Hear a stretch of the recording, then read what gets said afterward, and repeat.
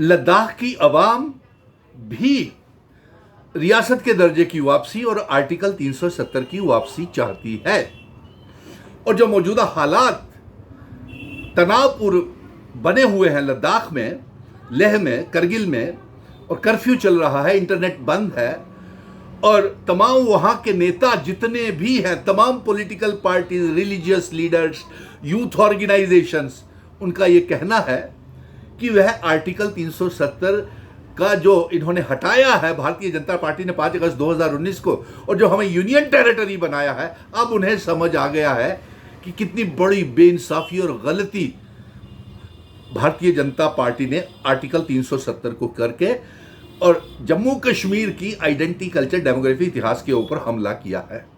और आज मुझे खुशी हो रही है कि एक डोगरा बेटे ने जम्मू को भी जगा दिया, कश्मीर को भी जगा दिया, और लद्दाख को भी आर्टिकल 370 रियासत के दर्जे की वापसी को लेकर के, महाराजा हरि सिंह जी की रियासत की वापसी को लेकर के तमाम जम्मू कश्मीर लद्दाख के लोगों को जगा दिया। और यहां तक कि पीओके गिलगित बल्टिस्तान के लोगों को भी जगा दिया, वो भी जम्मू कश्मीर रियासत का हिस्सा बनना चाहते हैं।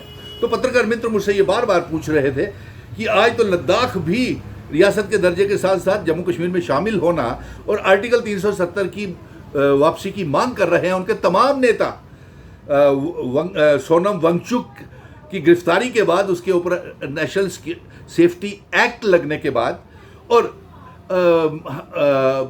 वो हमारी प्रतिक्रिया जानना चाहते हैं। तो हमें खुशी है कि आज कम से कम लद्दाख भी जाग गया, और जो मांग हमारा मौक़िफ़ था पहले दिन से 5 अगस्त 2019 के बाद मिशन स्टेटहुड का, उस मौक़िफ़ को वो भी चाहते हैं, कश्मीर भी यही चाहता है, और हमने जम्मू कश्मीर लद्दाख को फिर से इकट्ठा कर दिया। अब जो नेता मरकज की सरकार को, मिनिस्ट्री ऑफ होम अफेयर्स को मालूम है कि लद्दाख, लेह, करगिल की अवाम, नौजवान क्या चाहता है। वो चाहता है रियासत का दर्जा, आर्टिकल 370, स्पेशल स्टेटस, ज़मीनें, नौकरियों की हिफाजत।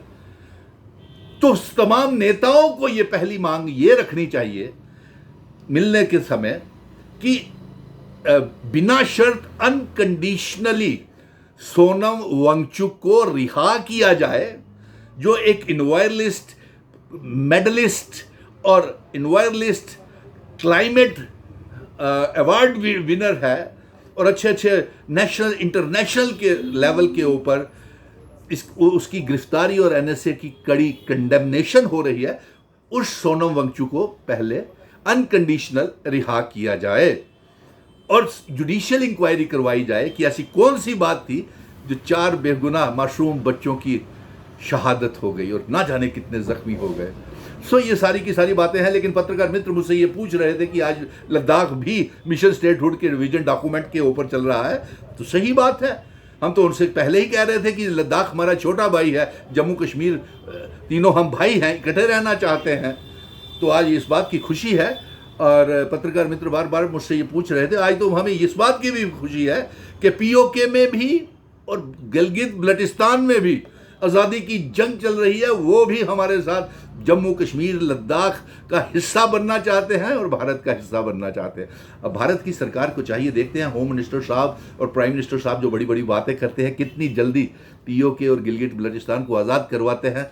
लेकिन आज खुशी का बात तो ये भी है कि 26 अक्टूबर को हम असेशन का दिन भी मनाते हैं। तो हमारे मौक़िफ़ तो ये है कि महाराजा हरि सिंह जी ने जिन शर्तों के ऊपर जम्मू कश्मीर, लद्दाख, पीओके, गिलगित बल्टिस्तान का असेशन हुए इल्हाक भारत के साथ करवाया था, वो वाली शर्तें भी लागू की जाएं और उन शर्तों वाली रियासत हमको वापस की जाए। इसके साथ साथ मैं सुप्रीम कोर्ट ऑफ इंडिया जो 10 अक्टूबर को ये हमारी सुनवाई कर रहा है रियासत के दर्जे की वापसी की, हम उनसे भी गुजारिश करेंगे कि जनाब भारतीय जनता पार्टी ये रियासत का दर्जा हमको वापस नहीं कर रही है और इसे टाइम बाउंड कितने समय के अंदर रियासत का दर्जा वापस करना है, हमें वापस किया जाए। और हमारा instrument of accession, stand still agreement, जिन शर्तों के ऊपर हुए असेशन भारत के साथ हुआ है, और साथ में unification of PoK, Gilgit Baltistan की जम्मू कश्मीर और लद्दाख में एक रियासत के तौर के ऊपर, वो वाली रियासत हम stand still agreement, instrument of accession की शर्तें, स्टेट सब्जेक्ट सिस्टम,